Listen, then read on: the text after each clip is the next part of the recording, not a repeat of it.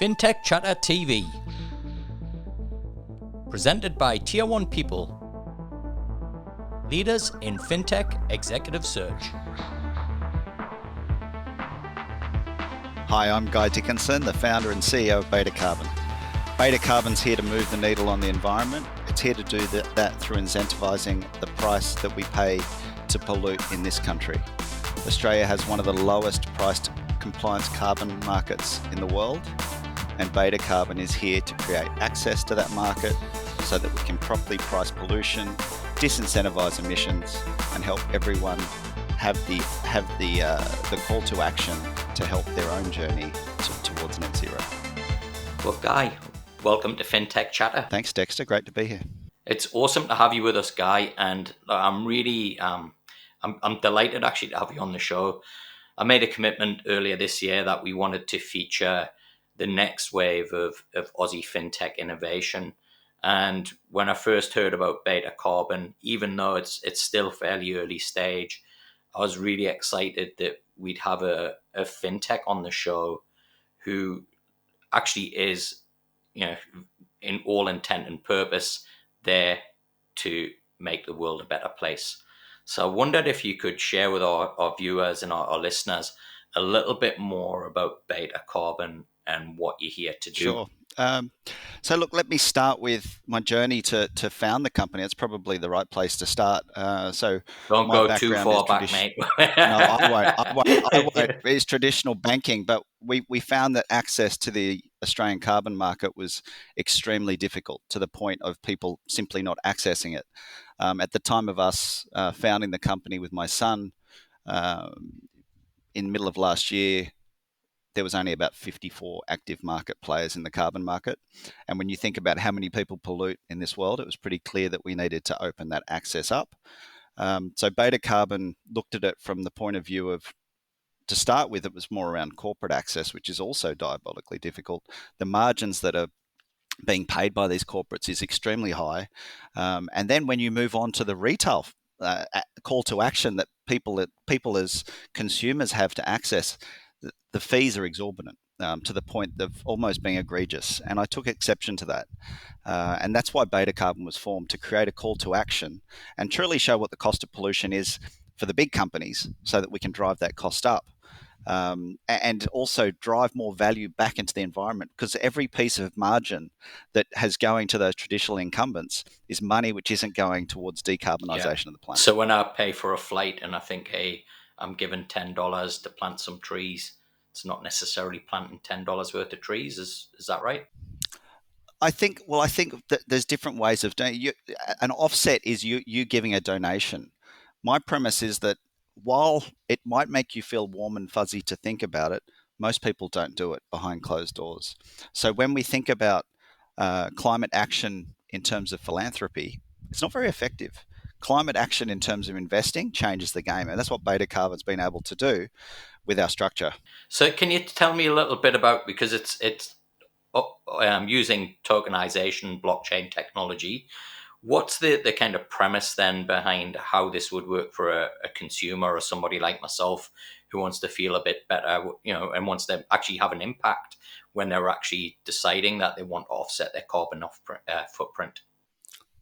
Sure. So I'll step back for a second again and say, so when you buy BetaCarbon, you're not naturally offsetting at the first point of purchase. So when you purchase BetaCarbon, you are buying a fraction of a carbon, or fraction of participation in a carbon credit. That carbon credit today costs around $35. If you think about what that means, when I chop it up into 1,000 pieces, it's 3.5 cents per kilogram. We're seeing examples of the moment where some offsetting companies are charging up to $1 for the same kilogram of carbon. Now, that's 30 times more than the cost of carbon. And I think when we stepped back from this, if I took you on the example of, if you wanted to look at it differently, Dexter, and say, well, I'm going to go on a flight, I'm going to spend $10 to offset it, or I could spend $10 taking that same carbon credit out of the general supply by buying BetaCarbon. What you've done is you've taken that permission to pollute, which is what a carbon credit is. It's permission to pollute. You've taken that away from a big corporate. Now, that big corporate polluter now needs to find another carbon credit somewhere else. Now, that will naturally drive up the price. So what you've done is, to make an offset, you need to have a carbon credit, and then you destroy that carbon credit. And when you destroy that carbon credit, you're destroying the value in kind. Our premise is that you don't have to do that. As long as you own it in perpetuity, it effectively will take that supply out of the market in perpetuity. Now, this is the beauty of community. Now, community will drive that participation, whereby, Dexter, you may sell it to your friend, and while he holds it, a big corporate polluter can't use it to pollute. So there's an element of community to this, but there's also an element of remembering what a carbon credit is there to do. It is a transition tool for climate change. So if you look at some corporates, they really want to do the right thing. You've got examples, but MJ Bale, for instance, they're carbon neutral now. So they've gone out of their way to offset all their primary production on scope 1, 2, and 3. Fantastic. They're the types of corporates that we want to play with. Now, when you look at what they're doing as opposed to others who, you may have a large petrol company who is offsetting their office and they're saying they're carbon neutral. Well, I don't buy that. I think you're not really playing the game here. But the actual institutional setup allows them to do it. So by all means, do it. Now, BetaCarbon will allow companies that we believe are doing the right thing around environment to take that carbon token and bring it back to us, and then we will be able to retire that carbon credit and give them the same piece of security that says that they've offset that carbon for big corporates. As an individual, we love the idea that you can hold it in perpetuity. We love the idea that the price will now probably appreciate. If you look at what the landscape of this looks like, over 50% of the ASX has some form of neutrality. None of them have bought carbon yet. They haven't even entered the market. So when you think about the rarity of supply in this space, the entire asset class over the next 10 years is close to $2 to $3 billion of supply. Over 10 years, Dexter, that is like tiny. So the actual supply that we're talking about here, from a transitional product perspective, for the entire $1 trillion economy, $1 trillion in a month, it's actually really tiny. So the investment proposition that BetaCarbon gives you as an individual is kind of quite compelling. Yeah. So can you talk me through a green wallet and what that is? I'd watched you kind of, did some research on the website. How does that work? Is it like any other digital wallet, or? So we obviously understood the beauty of the cryptocurrency frameworks is that it's a fantastic rail to distribute peer-to-peer, also through centralized exchanges, decentralized exchanges. So when we looked at what the green wallet is, it will be your BetaCarbon wallet within our exchange, which is currently being built and due for launch in the next 4 to 6 weeks. And what that exchange will be is, it's like any digital currency exchange. We're a registered digital currency exchange with Austrac. And within that, we will have what is a very simple platform. You'll be able to exchange your Australian dollars for BetaCarbon, or BetaCarbon back to Australian dollars. So what we're really talking about here is engendering a whole new bunch of people who've never traded crypto or carbon, but they've sat on. Everyone knows about crypto. I mean, you'd have to be absolutely living under a rock to not know about it. And I reckon most people are pretty close to having a little tickle at it. And we can see that with the engagement in numbers with some of the bigger exchanges. But we also know that it's fairly complex. If you start digging into it, it gets confusing. We wanted to take that away. So your green wallet should feel more like a shopping cart. Now, everyone knows how to shop. Everyone knows how to shop online since COVID. So we've tried to really create our exchange to be simply like buying a t-shirt. Yes, there's an initial onboarding that will occur. Once you've done that, we love the idea that you will end up either purchasing these carbon tokens for yourself, or that merchants will reward you with them for the way you purchase with their stores. We're in discussions with several large merchants around the fact that they want to reward their clients for the way they purchase. Be that, if they had a particular sustainable product in their cart and you bought it, they'll reward you with BetaCarbon, which further creates that butterfly effect, which you probably already also would have seen on the website, which is, it goes back to that purpose that for a limited supply of carbon permissions to pollute, the more we take out, the higher the price will go. The higher the price will go, the harder it is to emit, and the more that technology, and this is the real kicker here, technology can respond to climate change, but it can't do it at $35. That's for sure. One of the criticisms that always gets thrown at cryptocurrency is the amount of energy that it uses per transaction. How are you overcoming that issue, if indeed it is an issue? Because there's a lot of different conflicting kind of hypotheses around this.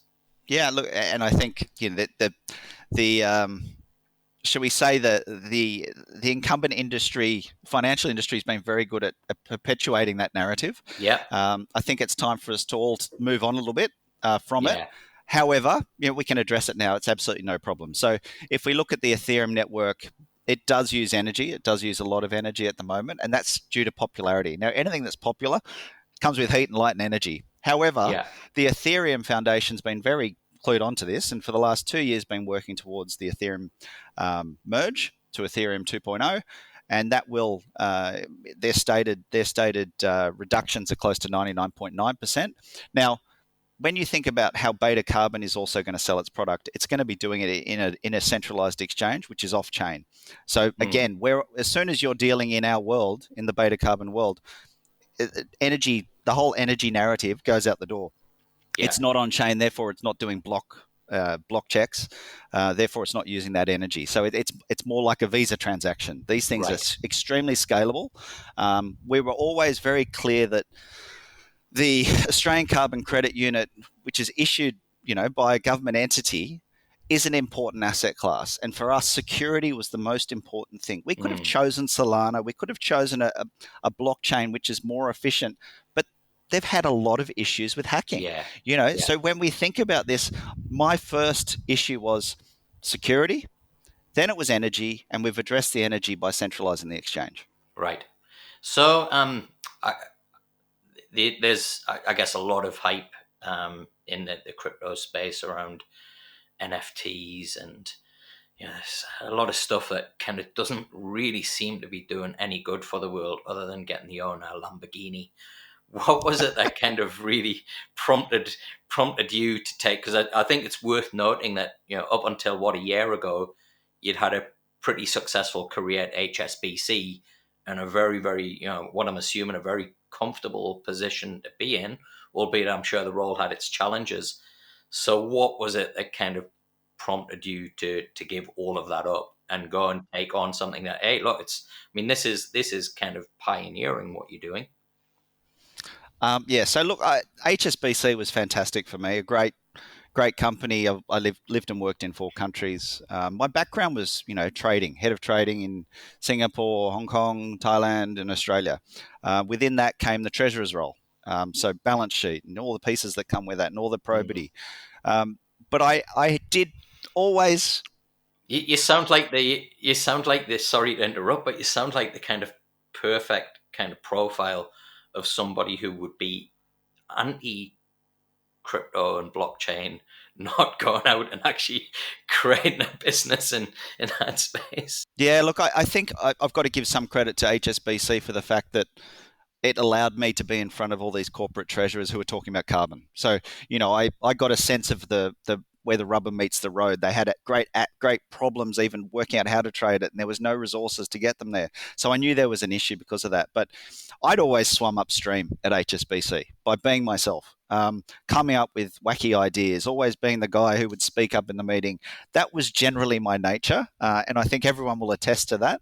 Um, and look, for every time that's a benefit, it's also been a disadvantage, especially with a company like HSBC, who has been around for 150 years.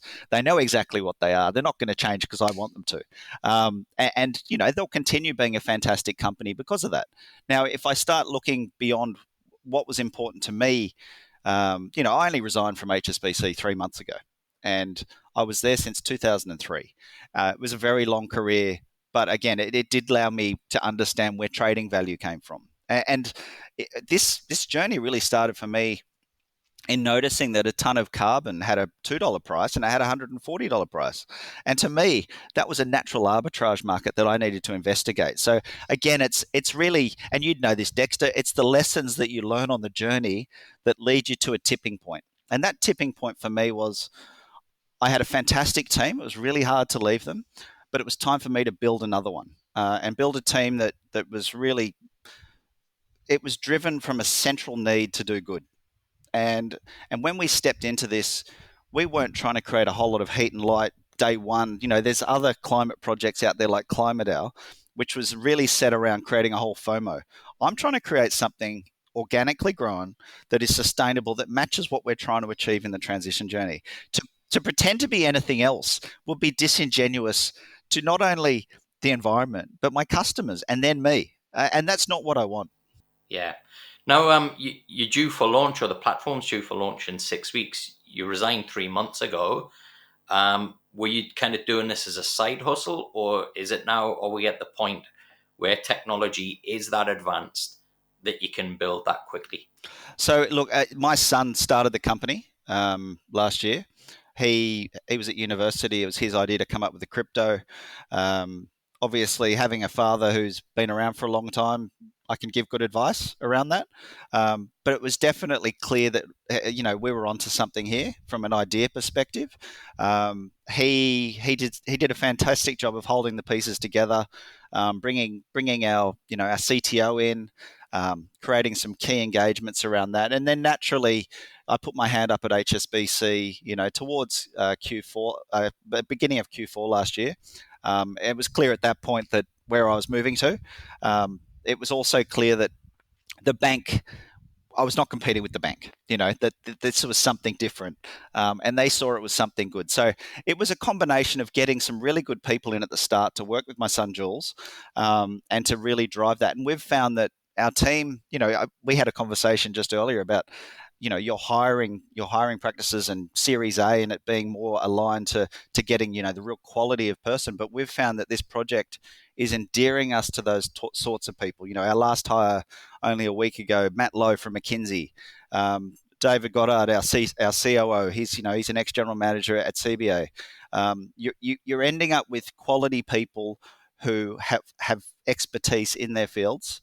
And when you get those people early, you find that all those questions that come up around you being an incumbent banker, the questions get dissipated because I've surrounded myself with people who are not like me. They've lived the journey and different parts of it. So that's probably been the most interesting part of really the last 3 months, where I've taken full control and I've been able to hire people of a standard for our stage of the journey, which has been really thrilling for us.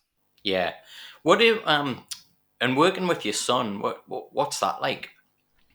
It's challenging. It's really Yeah. challenging. He's 19. He should be full time at uni, but he's kind of full time with me. Mm. And I think what's clear is he's 19 years old and I'm 47. Yeah. So there's a balance between him being my colleague, him being my son. Mm. So it's really, he sits in the business development side. He's looking at which countries at the moment we should be launching into next. Yeah. We're not going to solve this just in Australia, Dexter. This needs to be a global program. Yeah. Yeah. And within that, so he's working very closely on the compliance side. He went through the whole Austrac journey on his own. He That's became amazing. the responsible manager at 19.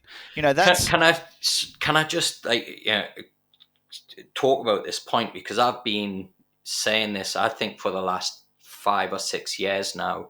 The next generation of talent. I've got people in my network who are 30, and they've done in the 10 years of their career, like they've accomplished way more than banking execs who are 30 odd years in the industry have accomplished. And it's remarkable to see just how quickly one, they learn and they pick things up, but two, like this fearlessness that they've got of just gone out there and just doing it, right? Like there's no kind of where's our generation, we're the same age, right? And it's like I debate everything that I do. I overanalyze it, right? It's like I'm always thinking about what's the worst that can happen.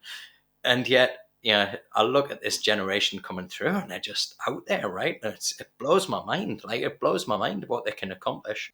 But there's a balance to that too. Within working, specifically working with Jules, it's clear that I'm not the best manager for him. I'm his dad. I'm not his Yeah, manager. I coached my 9-year-old at cricket, and it was, I think, it was the most challenging experience of my life. So what we've done is we've stuck a fantastic another hire we got named Natalie Thompson. She's got background in AFMA, and she's a classic example. She's 27. She's worked at AFMA. She's worked at ASIC. She's worked at Westpac. She's done some great things there. She's come into us. She's the right type of manager for him. She's 27. She's relatable. She's got amazing process. I wouldn't call him a risk taker, but when he's got something that's got purpose, you can't stop him. No chance. Their scruples become you can't break those things down once they're there. They're stubborn. Yeah, they're and stubborn look, around the good. yeah, and as I keep reminding people, fintech, it's really complex to hire for, right? Because unlike other tech startups where you can follow the Facebook mantra of move fast and break things, if you move fast and break things in this environment, you're going to end up in front of the regulators. And with the Bear Act, right? It's like you could end up in jail. Never mind. Well, I was a bear at HSBC, so I know how that felt. Yeah. And responsible manager, for our AFSL, which is in process at the moment. So look, we know how those things look, and I guess this is probably our advantage. It's our team. When you think about the fact we touch 3 or 4 regulators, we've got ASIC, we've got Clean Energy Regulator, you got ACCC. Wow. When we're talking about tokens which are backed by something, you may, and they're domestically priced. Who knows what regulator wants to put their hand up next? And we knew that was really important. And it's probably, on the one hand, you've got my son who was forming that company, but I put him in touch with Daniel Crennan, who's the deputy chair of ASIC.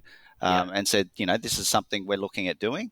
Would you like to be involved in that project? And now, if you take the deputy chair of ASIC from only 6 months ago and put him in a project, you get meetings. You get people. Yeah. People believe that you're going to do this the right way.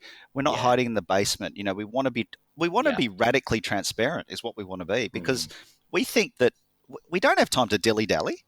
That's true, but we definitely also can't conform to what the expectation of traditional finance looks like, because they're not up for it. So you touched on the complexity piece just there, Guy. Do you want to maybe talk just a little bit more about that? Because I think it's really important. Not only is it a very important problem that you're tackling, but it's also a massively complex one as well. Yeah, it is. Look, and I think it probably starts with the carbon credit market to start with.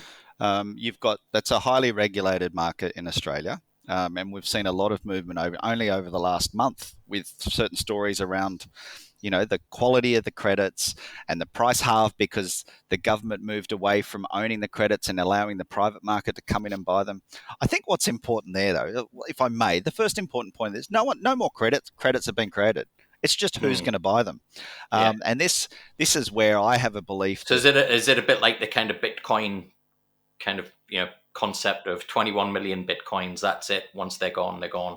Well, there's absolutely that, but you can make a new carbon credit. But at the moment, from putting a project on paper to actually delivering a credit, somewhere between 3 and 3.5 years in this market.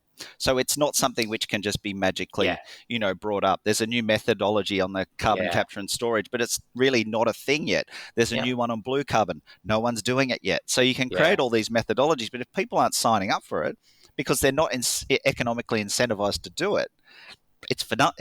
It's for zero.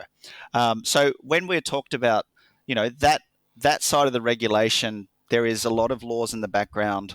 It's an important asset class. It's got great work to do. And actually, it's got the bedrock of a really good mechanism. Some of the other ETS schemes out there, they are literally magicked up credits, but people are forced into them. Whereas these carbon credits have actually done something additional. So already to start with, the carbon credit that we're talking about has done some good. Whether it's 90% good or 110% good sometimes, it's done good. Now, if you can bring more companies into compliance, you've got the bedrock of probably a world-beating ETS. And that's what we're trying to incentivize through private sector, through retail engagement. So when you talk about retail engagement, ACCC, let's make sure we don't tell people we're something that we're not. And we're not an offset. Let me say that again. BetaCarbon is not an offset. But BetaCarbon will have a mechanism for you to offset with the BetaCarbon token in the future. So, this is around really planning for the future by looking. You have to have some imagination around what the regulation is going to look like. Yeah. Now, in the last 3 or 4 months, we've been given a I guess a little bit of an opening as to what it's going to look like. It's a pretty good set of regulations that I think Andrew Bragg's come up with. Mm. Almost Goldilocks, like I think, Yeah.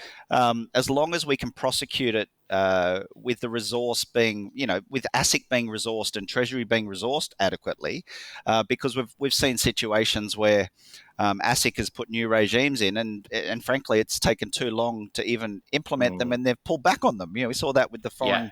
foreign service providers license. So we really want to see regulation, but we want to make sure that it's resourced correctly, Yeah. not rushed through. So I think on one hand, if I look at the carbon market, you've got that, you've got ACCC, you've got ASIC and regulation, and how they're going to prosecute what the Treasury tells them to do. Yeah. So there's a lot of different parts to this that all need to be considered. It requires some Mm. imagination. So we've set ourselves up for regulation, not for Right. anything else. We are ready to be regulated. Right. So when they make us tick that box, okay, great, give us the forms, we're ready to go. And Yeah. I think as long as you come into it like that, you don't have any sticker shock when it comes in. Yeah. I wanted to talk as well a little bit about just how you navigate that type of environment, because I can imagine it must be quite frustrating.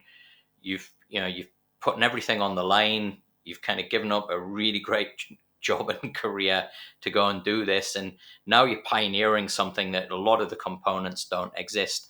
How do you kind of manage, I guess, your frustrations and kind of keep yourself just focused and not let the kind of two-paced or three-paced environment of dealing with regulators, having a startup, technology evolving, governments changing, all of that stuff, or potentially changing. How do you manage those frustrations, Guy? First of all, by not replying to any emails for an hour is usually the best way to do it. Yeah, it's a good tip actually, because And it again, usually begins with an F, right? I think the other thing is surrounding yourself with people who help you with the things you don't necessarily understand why the perspective is as it is, because Mm, this is always about perspectives and people's points of view.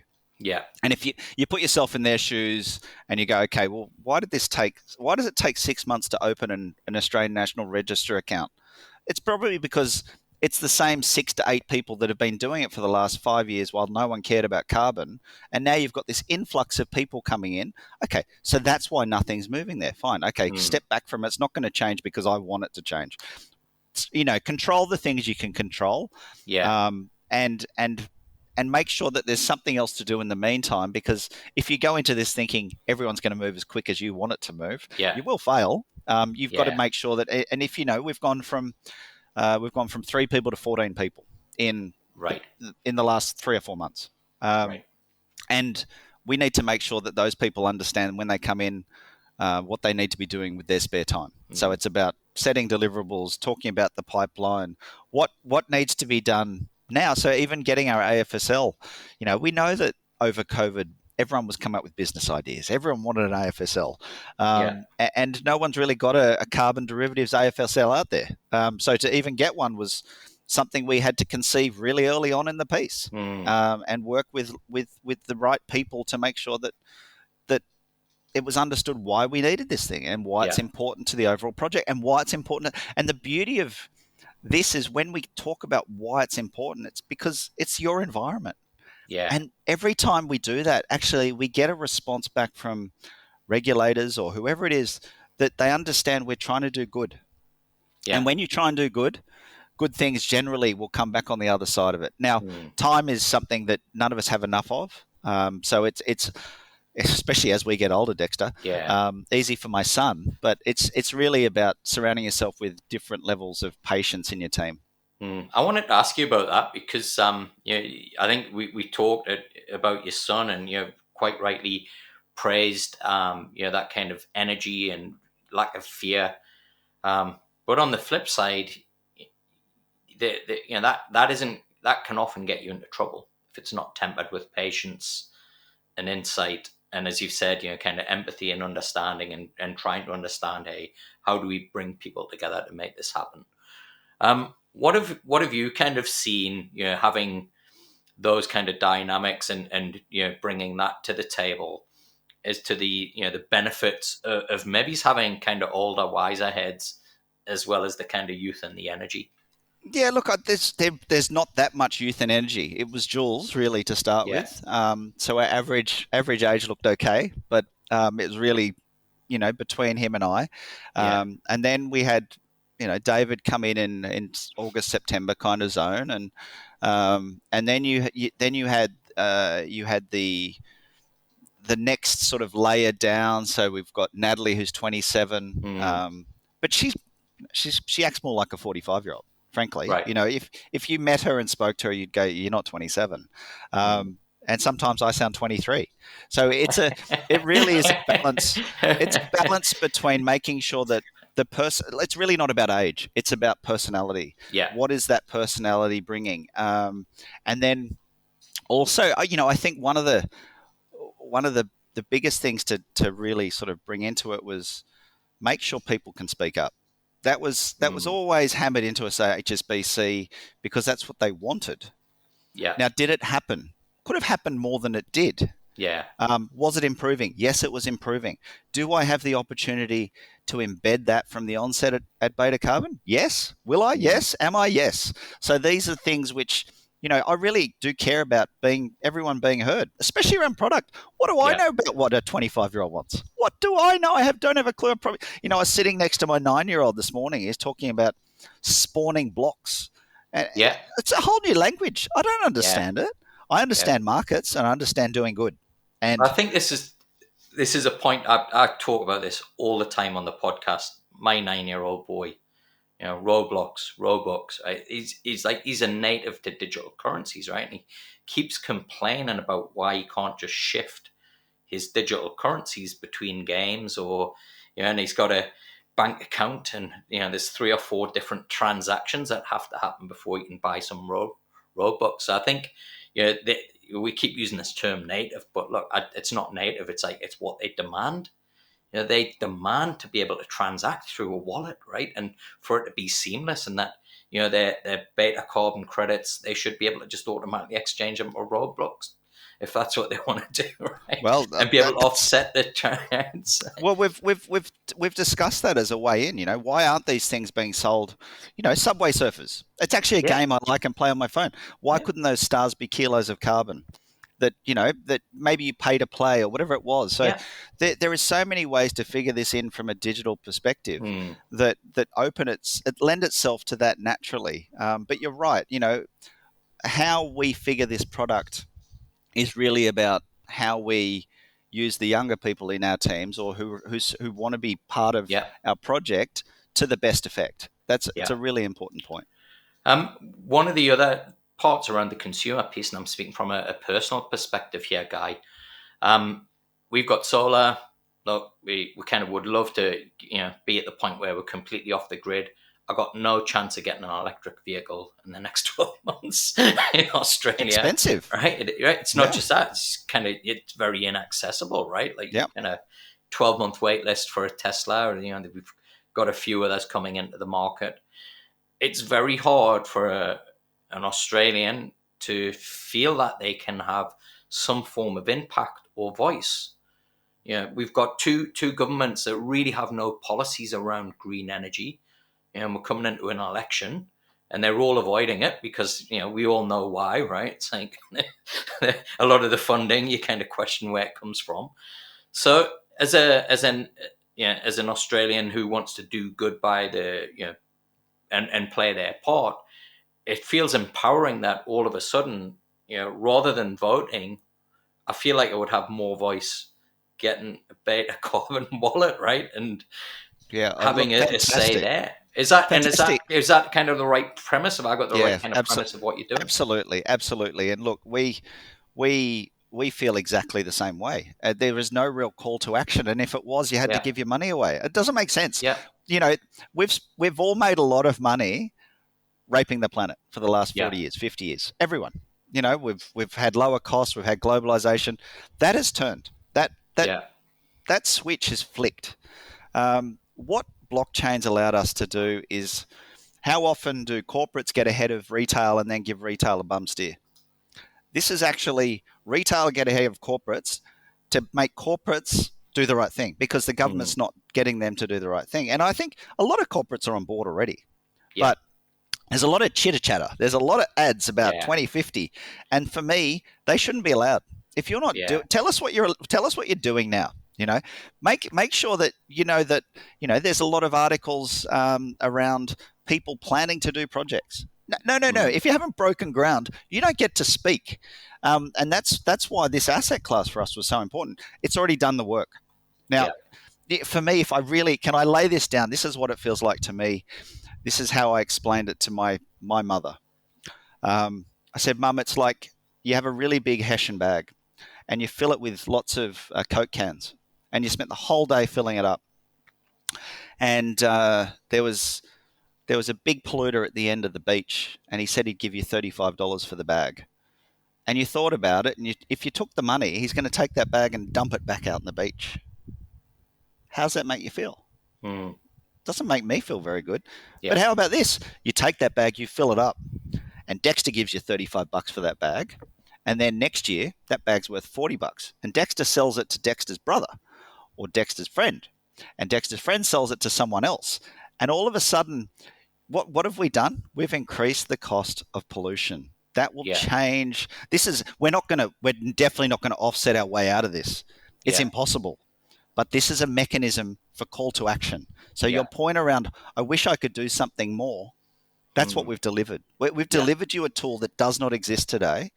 And I implore people to investigate it. I implore people to look at other ways you can create a call to action Yeah. beyond simply philanthropy, Yeah. because we only have so much money to give away.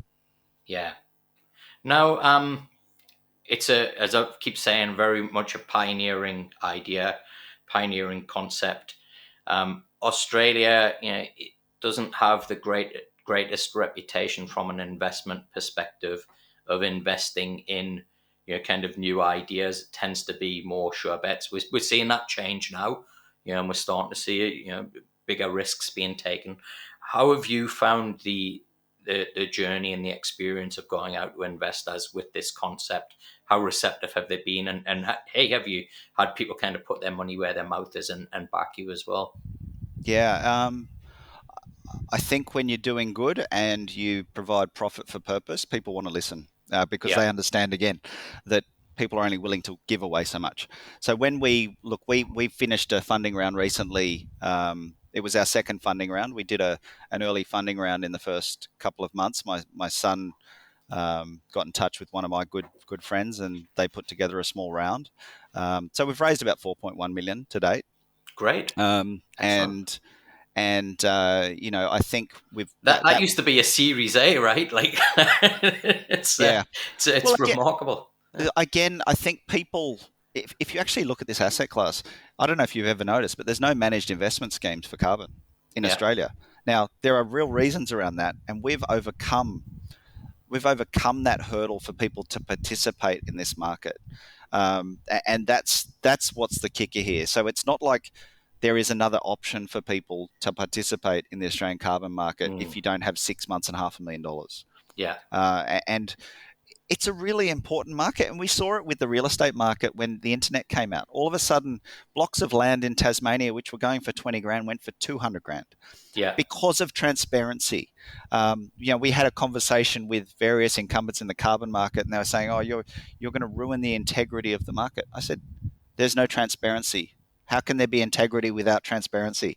So, mm, they use some choice words, but yeah, when you're 47, you can have a pretty good debate about this stuff. yeah, And I think even the other beautiful thing about this, so we talk about call to action and we talk about these other pieces, I haven't found any real people who want to compete. They all want to collaborate, which is right. fantastic. Isn't it? That What, is, yeah, in any business, to be able to say that, and I'm sure it will come, Dexter, but honestly, people they want to partner. They want to find a way to do more good. They want to be part Mm. of that narrative, and it's a very limited way to get involved. And BetaCarbon has designs around not just tokens. You know, we want to be the decentralized ESG marketplace globally. That's what we see. You know, if you think about NFTs, we went back to that before. Yeah.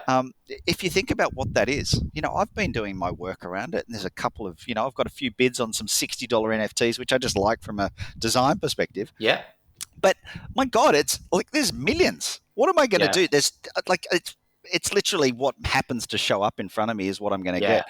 Now, the same thing with investment in the environment. It'll start looking very, very messy in terms of what's out there and what's environment and what's standard Yeah. investment and this kind of thing. Now, if we really set our framework around decentralized ESG involvement, we're talking about grassroots introduction of tokenization, democratization, giving people access, call to action. Yeah. And that's what BetaCarbon really wants to focus itself on. So we want to Mm. collaborate with other projects. We want to be able to tokenize it for them. You know, we have the ability to create new smart contracts that they'll need. You know, so we'll start looking like very, very soon. We'll start looking like, you know, a software company that has great trading prowess in the background. We want to build derivative solutions for building industry. You know, even that is Yeah. something which, you know, we've had lunches with big infrastructure people, and the concept of what is net zero in their space is still being figured out.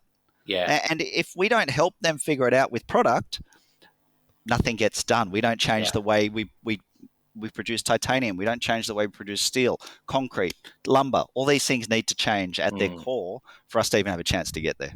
Yeah. Now, Guy, you've worked around the world in financial services. I wanted to talk a little bit more about kind of Australia and particularly Australian fintech kind of scene. I mean, when you take that global experience and then you kind of look at your experience that you've had over the last 18 months or so, getting really involved in the Aussie fintech scene, what's your kind of sense as to where it's at right now? And what are some of the things that you like and what are some of the things you think we need to improve on? Look, I think having gone to blockchain conferences for the past couple of weeks, there's been a few on that.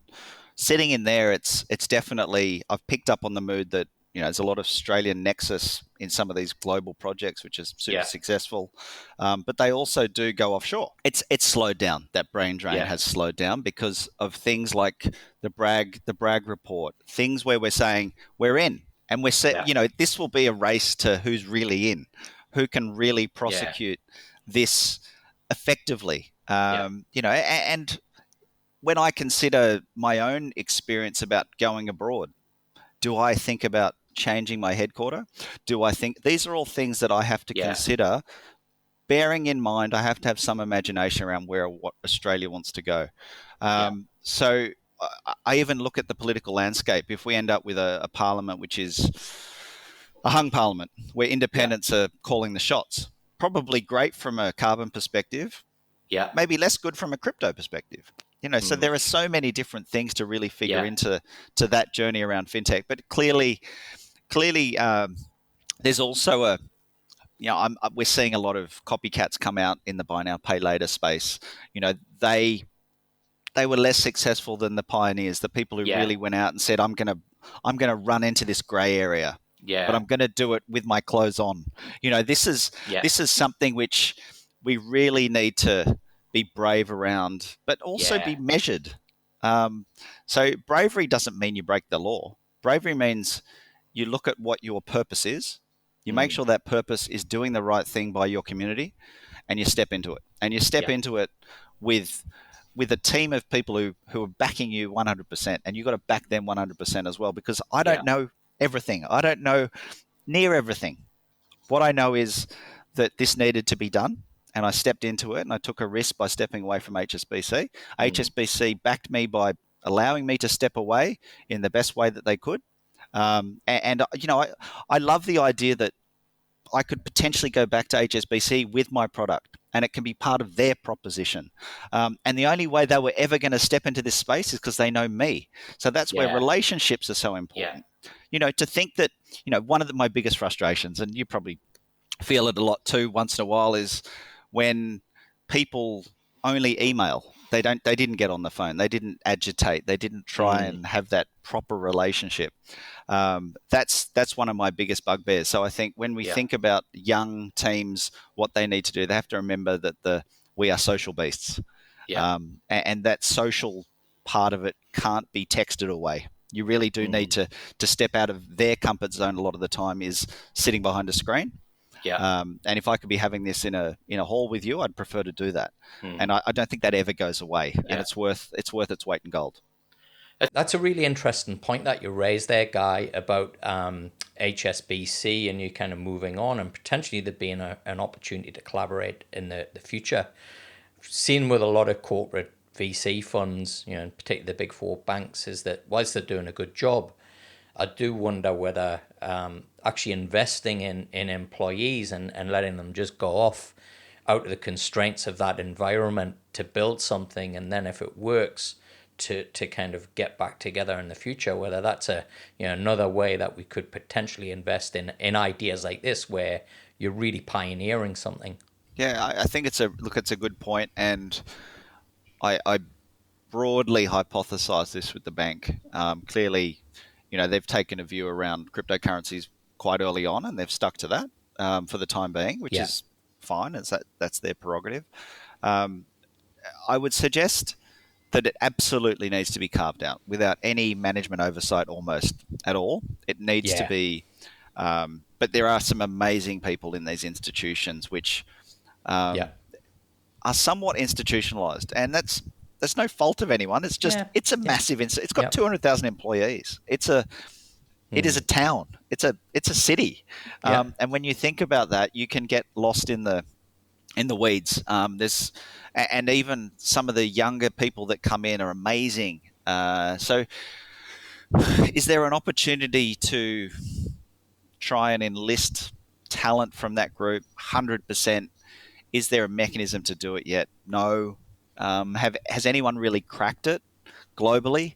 HSBC, I believe, in the past has had an incubator where they've in London. yeah, Um, I think its bread and butter is kind of in Asia. So when we think about yeah, what that might look like, there's probably better jurisdictions to do it out of in terms of young talent. Um, mm, but they know what they are, and I think on this journey, clearly one of the biggest things that could derail me is actually stepping outside my rails. We've had yeah, I've had an example of something which came to me was a government entity out of the Philippines came to me and said, "Can you help us um, tokenize coconut carbon credits?" And I like, frankly, beautiful that they wanted to come to me, but completely yeah, not my bag.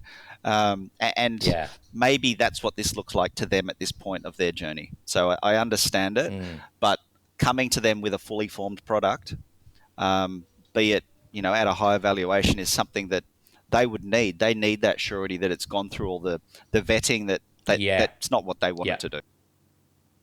yeah. Um, and if we kind of look at this next 12 months, you've got a big 6 weeks coming up. What can we expect from you in this next Yeah, 12 look, it's a months? good question, and we're really hyper focused on the next quarter. Our Yeah. OKRs for that are really around an elegant launch of the product, and making sure Mm, that we create an experience which is as good as it can be. From a standing start, we've mm, come quite far. We're moving at pace. We're hiring quickly. Getting those teams to run at the right cadence is essential. yeah. You can expect that you will have possibly the simplest exchange on the planet because we're only doing one currency for BetaCarbon. Um, that will Yeah. that will get more complex with another token, and we Yeah. really want to figure that around a nature-based voluntary carbon token, because look, people love the ocean, they love trees, they want to be part of that, and we want to deliver the highest quality product at the top of those ranges the whole time. Um, Mm, we're not interested in delivering a $2 carbon credit. We think it has no yeah. bearing or value on the price of global carbon, which is what we're really trying to affect here. We want to dominate Mm, the quality aspect of this market. I really see a place for beta carbon dominating blue carbon tokens, dominating things that are mm, rare, and having them come into our universe and being the place where people want to come and trade those. I love the idea that we create arbitrage markets between carbon markets globally, which currently can't really be arbitraged. And that's the beauty of blockchain. Yeah. That simply doesn't, because that's the tail that wags the dog. So BetaCarbon has the potential to actually drive policy here by showing that actually by opening this thing up, it created opportunities, not the opposite. And I think the global UN meetings that we have, the COPs, it's clear we want to get there, but it's also clear that bureaucracy gets in the way all the time. I want to be, I think that's a super important point that you raised there. And sorry to interrupt, but I think it's really important around policy and how you affect it. It's not by doing an opinion piece in the AFR, having a go at government. It's actually building something that they can see. I can take this to my voters, and it's going to make me look good. It's a really simple premise, right? But it actually works. And I think that's a really important insight that you've raised there, because I think too often we put pressure on government by just complaining and making noise, not actually building something for them then to go, oh, let me take this to people and discuss it. And look, of all the places in the world to start this project, it was here. It makes the most sense. There's a lot to do. But even if we look at Europe, the price of carbon in Europe went up to $140 odd. Do they need my help to get the price of carbon up? No, they're doing just fine on their own. But for me, it creates an amazing juxtaposition to our price, which, yes, at the moment, it's not tradable in the traditional markets. My end goal is to make it so that people can have a choice as to what units of carbon they want to buy, to really affect the way. Again, the primary purpose here is to get price to the point where technology can meet the needs of decarbonisation. Cool. So do you have a wait list for the launch at all, or is there any way people can go and find out more information, Guy? Yeah, so at the moment you can actually buy it. There is on Uniswap. If you look up BetaCarbon on Etherscan and head through, you'll be able to get to the Uniswap. You can also click through if you hit buy now or trade now on our screen. There'll be two ways to buy it. Now, that's a decentralized method of purchasing it. You could also buy it through a centralized method through BetaCarbon. If you're in Australia, then that would be a process where at the moment we're accepting anyone over $10,000. And we've had a pretty good take up in the time to launch up to that point. After that, you'll be able to invest. There'll be no minimum. We really want mass participation. Yeah. So we really figure in 6 weeks' time, you should be able to, simply with your driver's license or your Medicare card, come in, open your account, and get started on that journey. Just to give you a sense of what you use, Australian uses about 15 tonnes per capita. That's a lot. When you think about Europe, they're doing between 4 and 6 tonnes a year. Right. That price, for 15 tonnes, it's $450. I'm not asking you to give it away. You're investing $450 in participation of the carbon market. Now, that could be worth, and that would have worth $900 only a month ago before the government changed the movement from their purchasing to the private sector. There'll be other things which are figured in, which will also change the price on the positive as well, not just the negative. And I think that the will of the community is clear that people want this market. There's no other way to participate in this transition than these products, and no one's really bought them yet because they haven't had access, and that changed with us. Yeah. Now, we've got some seriously talented people tune into this show, and one of the common denominators that I've found of anybody that's kind of successful in my network, particularly in fintech, is the thing that drives them more than anything is to build something and create a legacy.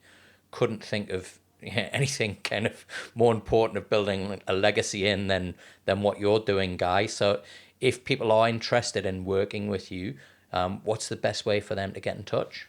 Oh, look, I think you can hit the contact through the website. You can also we're looking at a young guy who's on a reverse inquiry basis. They wanted to buy some tokens. We're probably he doesn't know, but he might after this podcast. We're quite interested in hiring him. Right. And again, that's how I got my first gig, is by agitating, because I cared enough to agitate. So if you're young and you want to have a crack and you want to feel good about doing it, you'll find a way to get in touch with me. I don't want to make it too easy, Dexter, or else they haven't tried hard enough. It's not hard. You got a LinkedIn profile, right? Awesome. Well, Guy, it's been fantastic to have you on the show. Look, I mean, it's incredible what you're doing. We'll be getting involved. We'll be promoting this as much as we can. Great. And hopefully, our listeners will get on board as well. And look, it's just I feel, it's kind of, as I mentioned earlier, to feel empowered that you can do something about a problem that I think a lot of us just feel helpless about. Congrats to you and the whole team on what you're doing. I'm really pleased to be able to give you this platform to share more about it, because I think obviously the more people that know about it, the better for everybody. Yeah, thanks, Dexter. And look, I think I'll leave you with this. Obviously, going through this process, we've had to deal with a lot of people with regards to procurement and all sorts of different parts to the journey. And over 50% of those conversations have led to the person who we're trying to buy something from buying BetaCarbon from us. So I think people are feeling it across the board, and we look forward to making a difference. Thanks very much.